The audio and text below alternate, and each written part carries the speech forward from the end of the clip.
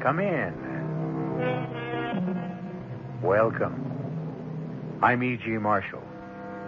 Come in, settle down, and listen. For we're about to tell you a very important story. Have you ever looked at your children and wondered, what in the world are they thinking? What goes on in those tiny minds? You don't know, do you? Admit it. You haven't the faintest idea. Yet you were once a child. So why don't you know? I'll tell you why. You have forgotten, and try as you will, you simply cannot remember what it was like to be a child. I don't know the reason for this, but perhaps it's because being a child is not always the happy thing we think it is. Didn't you mind being shut up in that dark room, Bobby? All by yourself for such a long time? Was it a long time? 3 weeks. Is that a long time? What did you do, Bobby, all alone there? Oh, listen to the silence. Talk to the dark.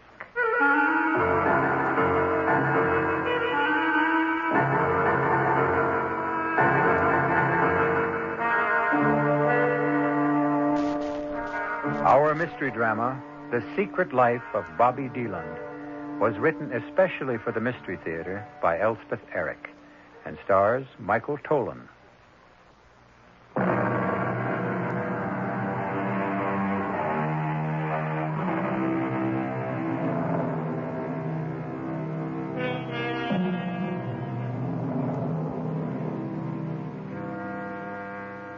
We said earlier that this story is an important one, not because our small hero is an important figure. A boy of 10? How much time has he had to achieve importance in our world? No, we call our story important because it is our attempt to explore the inner life of one small child. An attempt which we admit may be awkward and incomplete because we have grown up, and in growing up, grown stupid. All right now, children, playtime's over. Everybody inside. Go with Miss Hamill and Mr. Garth. Now we can talk better. Well, Mr. Collins, have you finally made up your mind about adoption? I don't know that we want to go that far, Mrs. Appleton. Not just yet. You see, I thought if my wife and I could take one of the children home for a month, 2 months, see how it worked out. You see, our son died in an automobile accident a year ago. And Mrs. Carlin hasn't been really right since. Depressed, migraine, headaches, spends a good deal of time in bed. And I thought if there were a boy around the house, it might help her. Help me, too. You've been here several times. You've met all our children. There's one. I believe his name is Bobby. About 10 years old. Bobby Deland? That's the one. I looked for him today when I was walking around the playground. I didn't see him. He's still here, isn't he? Bobby's still here. Oh, thank goodness. He's such an unusual boy. I'm surprised he wasn't asked for before this. He was. Last year. It didn't work out. Can you tell me why? I can do better than that. I have a tape of the interview with the lady who tried to give him a home. It's a practice here to make tapes of the conversations with prospective parents. It saves confusion, possible embarrassment later, if there's trouble. Oh, you're being taped right this minute, Mr. Carlin. I hope you don't mind. No, not at all. Now, look, I won't play it all for you, just the part that concerns us now. And we did everything we could think of to make Bobby happy, Mrs. Appleton. He seemed happy. There wasn't any way we could guess that he didn't like it with us. And then to wake up one morning and he was gone. Simply gone. I'm sure you did everything you could. Oh, we did. And he seemed to like us. Of course, he's naturally so sweet, so good. Except for the stealing. The what? The stealing? Oh, look, I shouldn't call it stealing. We'd find little things missing. Little nothings. Once it was a frying pan. A wooden spoon one time. Oh, we found them later. In his room. Once he took the belt from one of my dresses. A leather belt. Not that I cared. That's enough of that. But I should tell you, Bobby's been guilty of petty pilferage like that here at the orphanage. A hairbrush belonging to one of the teachers. And Where did he go when he ran away? well, the police found him that same night, wandering along a country road. There was a full moon. They had no trouble. And when the woman came to pick him up, he wouldn't talk to her. Wouldn't even see her. Didn't seem to hold anything against her. He just said it was no use. No use? It's what he always says. Before? Several times during the last couple of years. Look, I'm telling you all this to let you know that if you take Bobby into your home, you're not getting the usual child. No child is the usual child, Mrs. Appleton. Well, shall we go and have a talk with him? See how he feels about all this? By all means. Oh, I should tell you, Bobby's in confinement. You don't mean solitary He's confined to one room without lights or windows. I know that sounds severe, but It does. we've tried everything else. Even corporal punishment, though that's prohibited by law. It didn't do any good. He doesn't seem to feel it.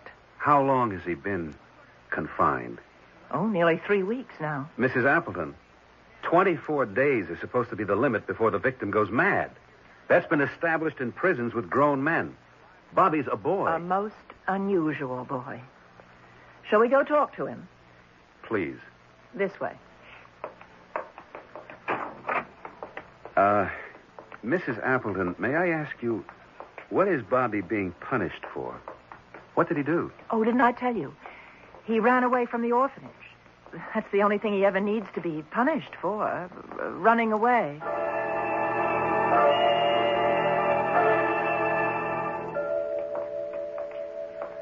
Mrs. Appleton, when Bobby ran away from here, was it at night? Middle of the night, as near as we could tell. Oh, here we are. Was there a full moon that night? I don't recall. Does it matter? It might. Oh, here's my key. Bobby? It's Mrs. Appleton, Bobby. Yes, Mrs. Appleton. He's all right. You can come out now, Bobby. The door's open. Can you see? Yes, I can see Mrs. Appleton. Does the light bother your eyes? Not very much. You remember Mr. Carlin, Bobby. It's nice to see you. I'm very well, Bobby. Thank you. I'm going back to the office now, and you two can have a nice talk. Thank you. You can join me there later, Mr. Carlin. Well, Bobby, I'm pleased you remember me. Didn't you mind being shut up in that dark room all by yourself for such a long time? Was it a long time? 3 weeks. Is that a long time? What did you do all alone in there? Oh, I listened to the silence. Talked to the dark. I see. Would you like to come and stay with me and my wife for a while? See if you'll like it. We have a big house. A very big house? Well, pretty big. With servants? We have servants, yes. And beautiful gardens and a big green lawn? Well, does it matter if it's a big house with a lawn? A big white house. And servants, does that matter? I don't know. I thought it did. I could sort of see it. Well, what do you say? Would you like to visit with us for a while? I think I would. There's a good school nearby if you'd like to go. I'm tired of memorizing things. Well, whatever you say. Now, why don't you go pack some clothes, and I'll go see Mrs. Appleton in her office and make the arrangements.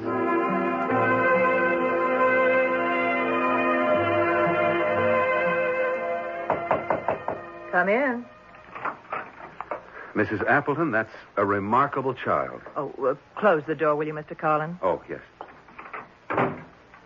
You've persuaded him? I'm convinced the reason Bobby can endure, even enjoy 3 weeks of confinement is because he's able to hypnotize himself. And not only hypnotize himself, but put himself into a deep trance.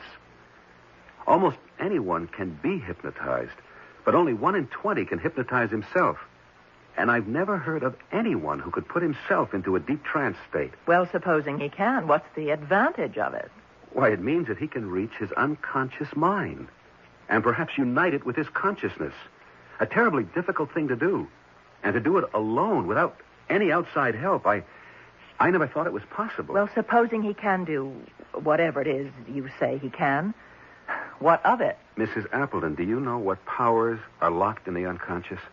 What forces, what instinctive knowledge, primitive memories? I've always thought of the subconscious as an untidy mass of very unpleasant emotions. It is untidy, but we've been taught the emotions are unpleasant because they lack morality and purpose, as indeed they do. Their only purpose being to express themselves. Most of us manage to live without expressing ourselves, Mr. Carlin. Yes, but supposing you find one solitary human being who refuses to live that way. You mean Bobby? Well, Mr. Carlin, if he's willing to go with you and you want him, I've checked you out and everything's in order. Oh, one thing, Mr. Carlin, I hope you're not going to talk to Bobby about his mother. Why not? Why shouldn't he talk about his mother if he wants to? Well, it's not really healthy in his case. He makes up outrageous stories about her. Such as what? Oh, that she was fantastically beautiful, that she married into royalty, a prince or a duke. Oh, children often fantasize that way. Last year he told us that she was a movie star, imagine. Who was she really? Oh, just a poor, pathetic woman on relief. I found that out from our records. I wasn't here when she brought him, but that was 6 years ago. He was only 4. They're unpleasant. The records say she simply couldn't afford to keep him. She's never been back? Never been back. Never called to see how he was getting along. Never sent him a present or even written him a note. Come in. Oh, Bobby. All packed to go home with Mr. Carlin? He has a big white house, Mrs. Appleton, with a big lawn and flowers and lots of servants. Haven't you, Mr. Carlin? Yes. I'm sorry about your wife. What? What about my wife? I'm sorry she's so unhappy. Didn't you tell me she's unhappy and sick sometimes? I don't think I did. You must have. Or how would I know?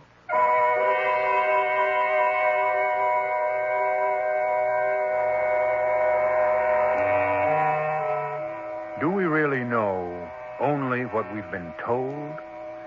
Or what we've read? Or heard? I hate to believe that, because then each of us is only a jumbled mass of information. And very often, we go about spreading this jumbled information for others to pick up and repeat. No wonder the world is in such a turmoil, if all we know is what we've been told by people who only know what they've been told, who only know what... Oh, no, there must be more. We can't go on this way. However, having no solution at hand, I shall return shortly with Act 2.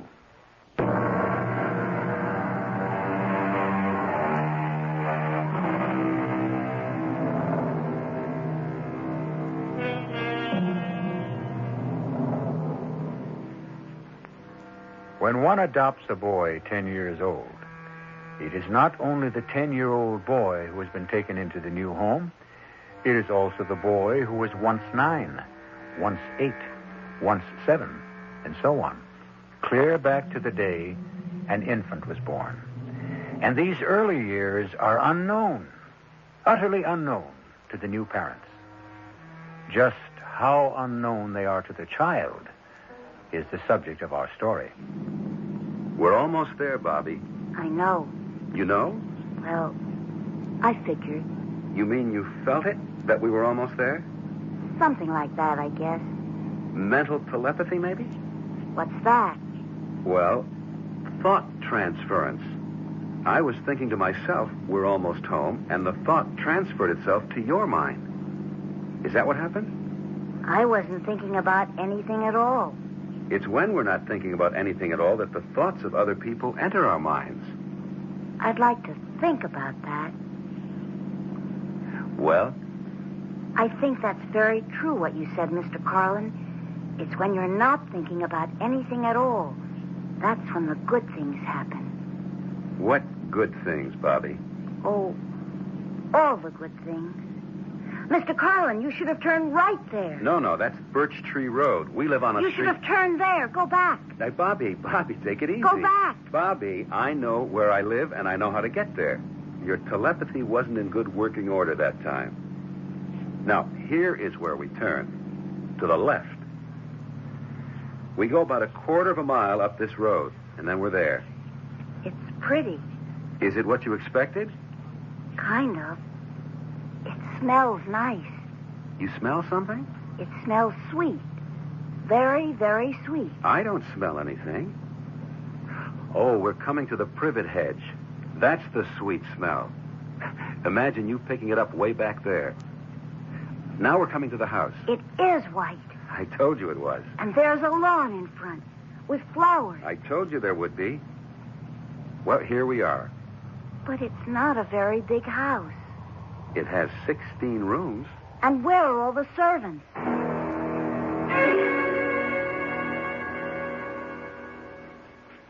Did you sleep well in your new room, Bobby? Yes, I did. It's a very nice room. Nicer than the orphanage? That was nice. But this is nicer. This morning, Bobby, I want to take you to meet my wife. Her name is Anita, if you want to call her that. I think I should tell you she gets migraine headaches from time to time. I know. I knew she was sick sometimes. I think she's sick now. No, she's not. I saw her this morning. She was fine. Come on, let's go upstairs. Okay. It's not very nice to be sick like that, is it? No, it certainly is not. I used to have asthma. That was terrible. What did you used to do about it? Oh, I made it stop. Made it stop? Just like that? Sort of. It was a long time ago. Here we are. Anita, may we come in, dear? Come on. Anita, this is Bobby. Go away, please. She's sick. My dear, is it another migraine? Please. I can't. Bobby, we'd better come back later. She's sick. You'll meet her tomorrow. Come on. Mrs. Carlin, I'm here. I know how much it hurts, but I want you to know I'm here. And I want it to stop hurting. Please. Try to look at me, Mrs. Carlin. Bobby, don't. When she's like this, it's no use. I want you to give me your headache, Mrs. Carlin. I want you to give it to me. Look, Mrs. Carlin. Anita, look. Give me your headache. I want to take it away from you. I'm going to take it away from you. Do you hear me? I'm going to take it. You're going to give it to me. I'm going to take it. Yes, I'm taking it. You're giving it to me. You're giving me your headache, aren't you? Yes, you are. I know you are. Please give it to me. All of it. Yes. Oh, please. Oh, yes. Yes. Yeah. Yes. Yes. Yes. Yes. Yes. It's gone. All gone. Bobby, where are you going? It's all right. All right. Bobby? I couldn't help Mr. Carlin. I had to throw up. Well, that's all right, son. That's all right. How is Mrs. Carlin? She says her headache is gone. Yes. Of course it's gone. She gave it to me. And how are you? I think I'm going to be all right pretty soon. I never knew before what a migraine headache was like. Now I know.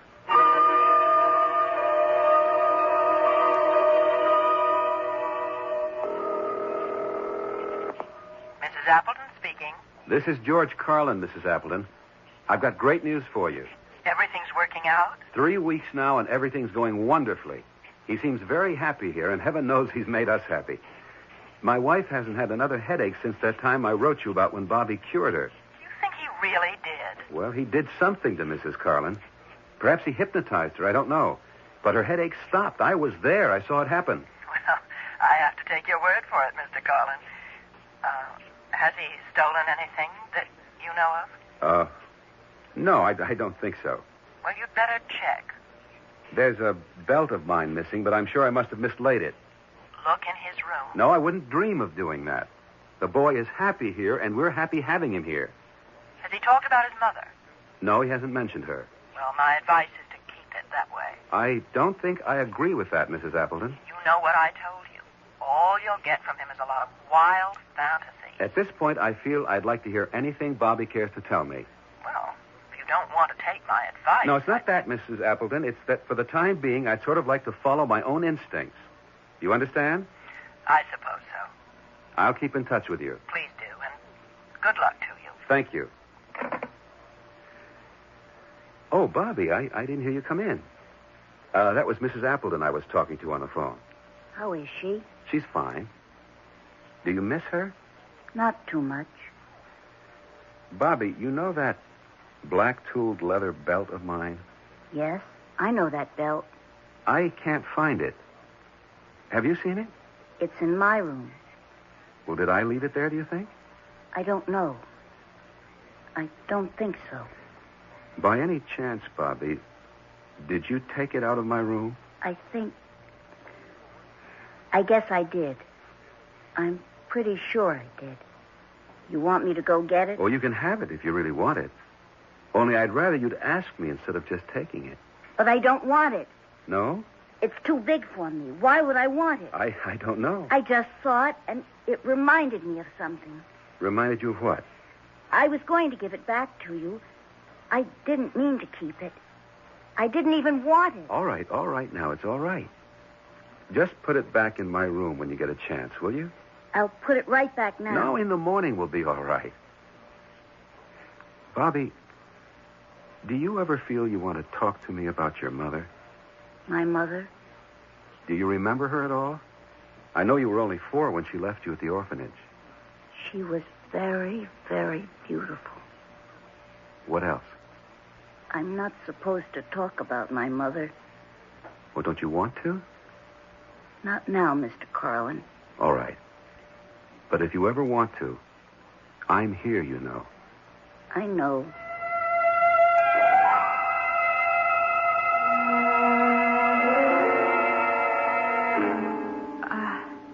George? George? Hmm? Oh, what are you doing up? Can't you sleep? Not for hours. Oh, the moon is so bright. I don't wonder. No, it's not just the moon. I was thinking about Bobby. Oh, funny. I was thinking about him, too. I talked to Mrs. Appleton this afternoon. She asked me, did Bobby ever talk about his mother? He never does. That's what I told her. And she said, fine, keep it that way. But I said I didn't agree, that I thought he should talk about whatever he felt like talking about. Oh, you're absolutely right. Bobby came into the room about that time, and I brought up the subject of his mother. And all he'd say was, she was very, very, very beautiful. That's all? I tried to get him to go on, but he just clammed up, said I'm not supposed to talk about her. Mrs. Appleton probably told him not to. She has a point in a way. She says Bobby makes up wild stories about his mother, whom he hasn't seen or even heard from in 6 years. You mean since he was 4? That's right. But he tells people, or used to, that she had dozens of admirers, finally married some title gen, became a movie star. Oh, George. Our children often do that. Another thing, Mrs. Appleton asked me if Bobby had snitched anything. And I told her about my black-tooled leather belt. Then when Bobby came in, I asked him had he seen it, and right away he said yes, it was in his room. Really? I asked him if he'd taken it, and he said he guessed he must have. Did I want it back? It was too big for him anyway. Oh, isn't that peculiar? You know, I told you the woman who took him last year said he snitched silly things. A frying pan, a wooden spoon, a belt off one of her dresses. Oh. Now, I wonder if that's where our little frying pan disappeared to. They were asking me in the kitchen if I'd seen it. What, there's a frying pan missing? Heavens, George, we have about 12 frying pans of assorted sizes. Is there anything else missing? No, nothing else. Oh, unless you want to say one of my shoes is missing. one of your shoes. Those high-heeled things. I'd given up high heels, and I put those out to give away. And next time I looked, there was only one. Must have gotten thrown out. Goodness, it would take one shoe. Who would throw away one shoe? Oh, George. Look, come on back to bed. Maybe you can get to sleep. Yeah, maybe. That damn moon wasn't so bright. Shines right across the bed. Why don't you pull the curtains? You know what? It's a full moon. Well, pull the curtains and come to bed. Can you see, or do you want a light on? Oh, I can see. What was that? What was what? Did you hear a door close? What door? It sounded like downstairs. There he goes. Bobby? Yes, and there's a full moon. Oh, George. Like before. Call him back. Go after him, George. No, I don't think I'm going to do that. Well, for heaven's sakes, why not? You can't just let him go wandering around all by himself. No, I don't think he's going to be just wandering around. You think he's going someplace in particular? Yes. Where? I don't know. And I don't think he knows either. But someplace.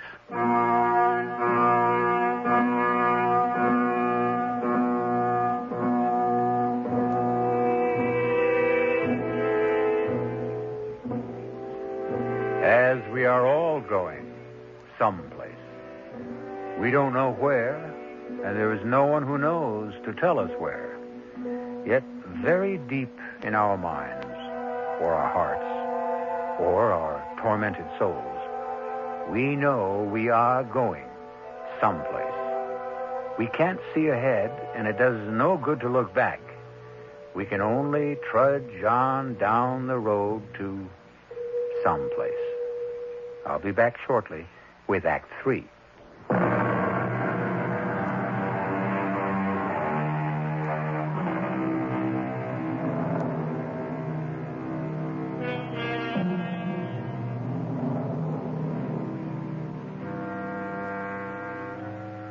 The full moon with which Act 2 ended has been wiped out now by the exploratory colors of the rising sun. And steadily down a winding road trudges a small boy, 10 years of age, steadily, purposefully, toward a destination he could not name were you to ask him. It is Bobby Deland. The thin little boy's arms start to wave wildly as a truck approaches. Stop! Please! Please stop! What's up, kid? Could you give me a lift? How far are you going? I don't know exactly. Down the road a ways. Come on, get in. Here, let me give you a hand. That's a pretty big step up. I can do it. What you doing out at this hour? It's hardly daylight. I have to go see somebody. You expected? Yes, I'm expected. I didn't say when, though. Going to see your folks? My mother. Oh, your mother. Then I guess you know where she's at. Somewhere along this road. No number? No name? Like on a mailbox? I'll know when we get there. You've been there before, I guess. It's a great big white house with a big green lawn and flowers. I think I know the place you mean. And lots of servants. Yeah. There it is. There it is. See? Right there. Stop. I want to get out. Stop the truck. I'll stop. And don't jump. Hold on. I'm stopping. Now, wait a second, kid. Thanks. Thanks a lot. Hey! You hadn't ought to go in there. Hey, you know what you're doing? You hadn't ought to...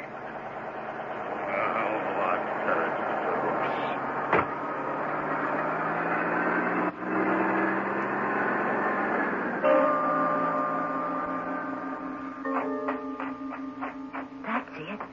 That's the house. This is the lawn. There are the flowers. But where are the servants? Where's my mother? You want to sit here, Baroness? Under this tree. Is that all right? I'll fetch you some coffee, and I'll be right back. Excuse me. Are you my mother's maid? Yes, I am. Will you tell her I've come to see her, please? If she if she feels well enough to see me. What's your name? Bobby Deland. Would you tell my mother? And how did you get in here, Bobby? Somebody dropped me off. Before. I'd been waiting till I saw all the servants come out of the house. Now, please, I'd like to see my mother. You mean that lady over there? Yes, my mother. Oh, I'm afraid that's not your mother, dear. That's the Baroness Hortha. Well, her name before was Mrs. Deland. Please tell her I want to see her. Oh, never mind. Oh, hold on now. Just a minute. Let go. Let me Not go. so fast, young man. Let go of me. Miss Copeland, what's going on? Oh, it's this boy. He wandered in here. He wants to talk to the Baroness. He's her son, he says. Well, then let him. Should I, Doctor? Why not? He may succeed where we failed. Go ahead, my boy. Thank you. Hello, Mother. I'm here.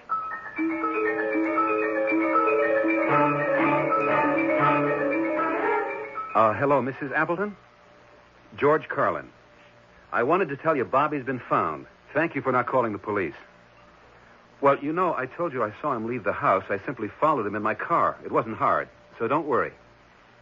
What's that? Well, I don't think that's necessary, but if you want to... Look, can't you tell me over the phone? Well, all right. No, I'm not at home. I'm at the place where I found Bobby. It's on Birch Tree Road, not too far from where I live. A big white house, very big. Big lawn out in front. It's the Wesley Sanitarium. You know it? Well, I'm with Dr. Wesley right now. All right, we'll expect you. Mrs. Appleton's coming over, if that's all right, Doctor. Perfectly all right. She wants to tell me something, show me something. I don't know what. Tell me, Mr. Carlin, what made you think Bobby might come here? It was just a guess. But when I brought him home from the orphanage, he wanted to turn onto Birch Tree Road. Did he say why? He thought it was the road my house is on. Not that it had ever been at my house. All he knew about my house was that it was big and white, had a lawn with flowers and servants. He knew that because I told him. And I told him because he specifically asked. It seemed important to him, did it? Very. I was puzzled at that because he's not a snobbish sort of boy, quite the contrary. That insistence on a lot of servants. Now I begin to understand. Your sanitarium does have a lot of servants, as well as a lawn and flowers. But the boy's never seen the sanitarium, has he? He hasn't even seen his mother since the age of 4. Then how would he know? I suppose that when you dream about a certain person for such a long time and fantasize about that person the way he did about his mother... What sort of fantasies? Oh, wild ones. That she was much admired, much sought after, that she married into royalty, became a movie star. Hold on there. She did marry into royalty. You don't mean she's really a baroness? Yes, indeed. The Baroness Hortha. Well, I thought that baroness stuff was, part of her dementia. The Baron brought her here. The Baron pays her bills. He's not very high up in the royal lists, but he's a baron, nevertheless. The boy couldn't have known that. No more than he could have known Birch Tree Road. Now, about her becoming a movie star, the Baron told us that she made a motion picture a few years ago. Actually, that's where he met her. He put up the money. She starred in it. Well, that's impossible, isn't it? Someone would have known, seen the picture, recognized her. I don't know who saw the picture, Mr. Carlin. It was a pornographic film. No. The Baron has made a good bit of money on pornographic films, I'm told. She made the film? Starred in it. She married the Baron? He's devoted to her. Well, then what happened? About a year ago, she became severely depressed. It went further, into melancholia. Finally, she became very nearly catatonic, and he brought her here. She won't talk to him when he comes to see her. She's never spoken to any of us.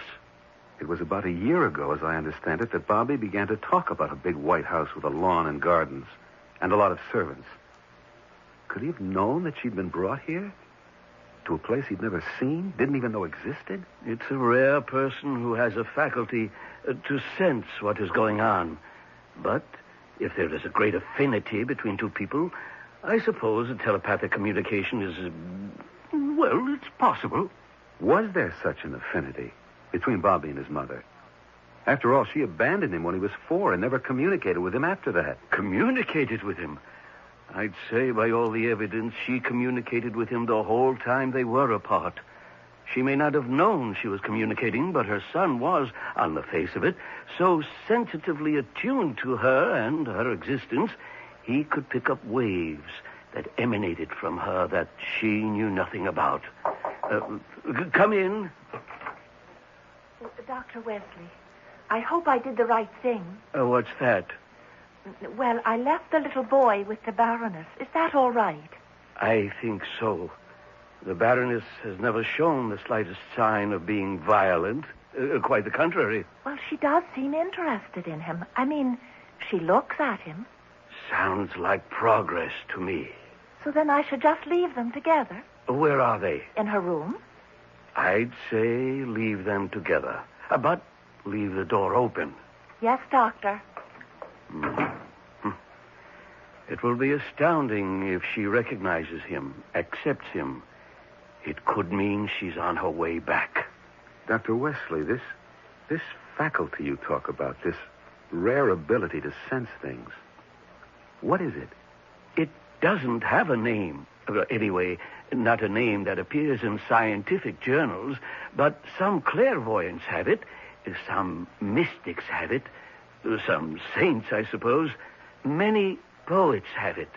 It's an ability to reach far into oneself, to make contact. Do you know the poem called The Labyrinth? W.H. Auden wrote it. There are 4 lines from it that I quote to myself all the time. The center that I cannot find is known to my unconscious mind. I have no reason to despair because I am already there. Nice, isn't it? What does it mean? Oh, come, Mr. Carlin. You know very well what it means. That if we only go deep enough into ourselves, we will find the center that will stabilize us? Is that it? Give us peace? Is that it? The peace that passeth all understanding, because I'm afraid understanding has very little to do with it.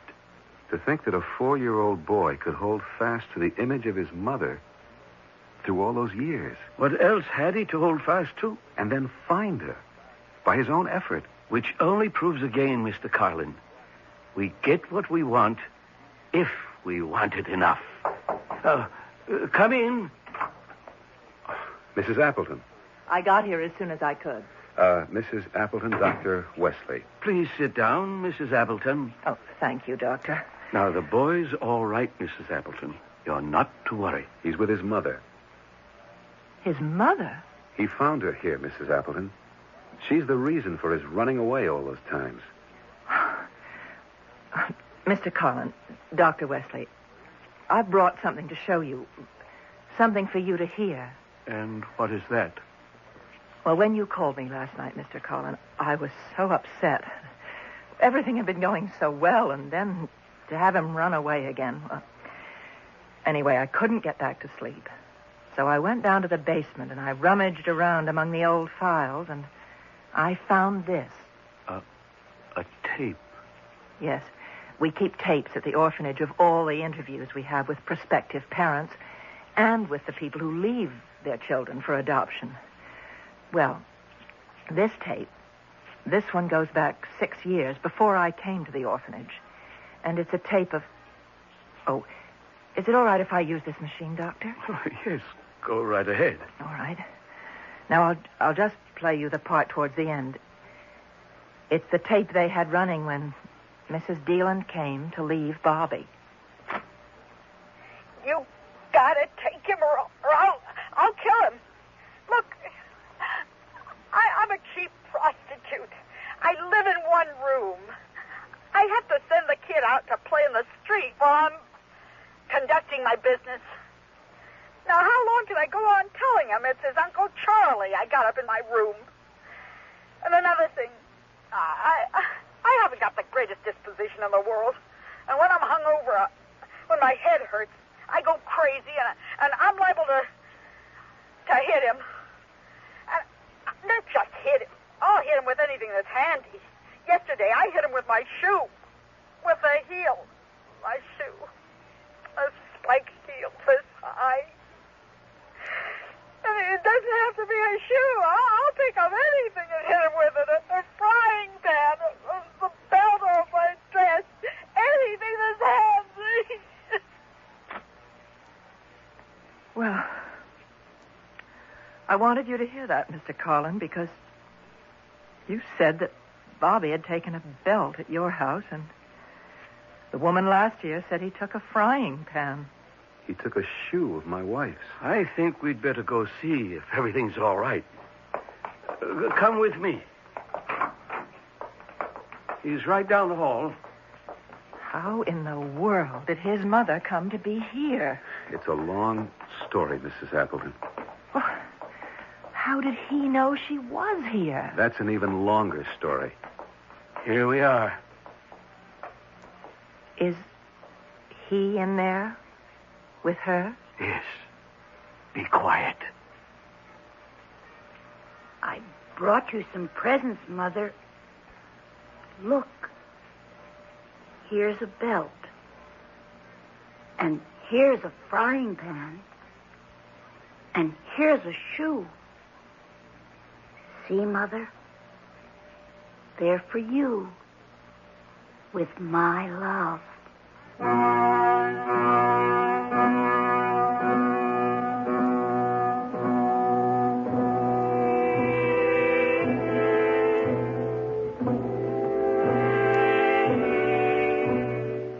Mothers of the world, rejoice, for you are loved. Of course, in the human nature of things, you are simultaneously hated, and by the same person. For no emotion as powerful as love can flourish unadulterated. Side by side with love goes hate. It is, you might say, a package deal. I'll be back shortly.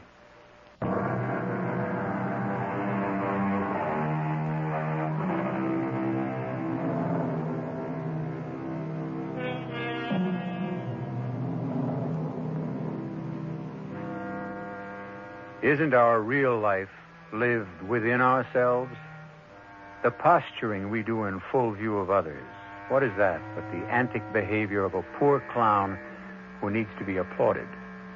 The exterior life is really only incidental, yet we expend all our energy on it, while the interior life is left to its own devices, as though deeply ashamed of it. We wish to disown it. Our cast included Michael Tolan, Marion Seldes, Martha Greenhouse, Hetty Galen, and Gilbert Mack. The entire production was under the direction of Himan Brown. This is E.G. Marshall inviting you to return to our Mystery Theater for another adventure in the macabre. Until next time, pleasant dreams.